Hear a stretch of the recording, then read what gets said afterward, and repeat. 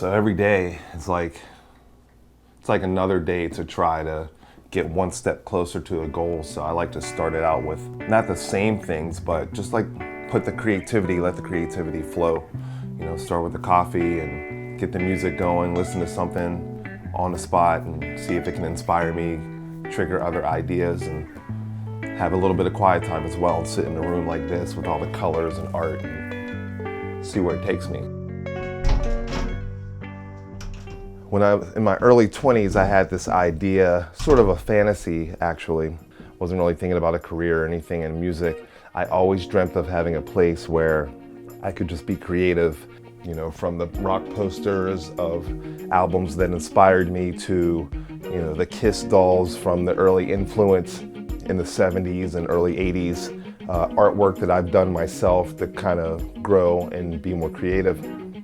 It all sort of plays a role in my development. It's going to continue to go until the end of time, until I'm done. I like to have guitars around, so if the idea hits me, I look at it, pick it up, I can play, and always be in a moment of exploration and trying to get better and test ideas out and just sort of surround myself with that type of world in life that I want to live. So I've worked it into every nook and cranny of what I do.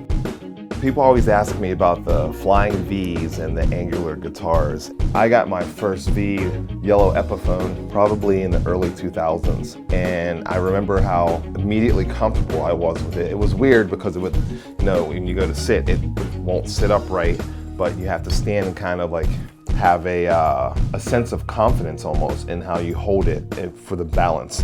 There's a look to it that has to go along with the style of the person. I think with my height and my size and just like the length and the measurement of the neck, it really was fitting for me.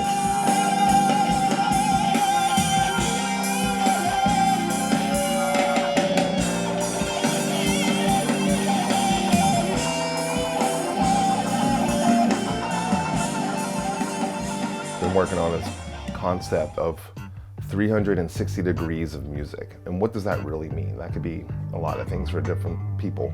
There's a certain point where an artist has to look at themselves honestly and say, am I hitting everything on the pie chart? So for me, 360 degrees of music is me attempting to fill that entire pie chart with everything percentage-wise that revolves around music and art. I'm constantly thinking about it. It's the first thing I think of when I wake up and the last thing I'm thinking about when I go to bed. And even when I'm working, I'm working to try to get closer to it. I don't want it to be a thing that I do. I want it to be a thing that I live.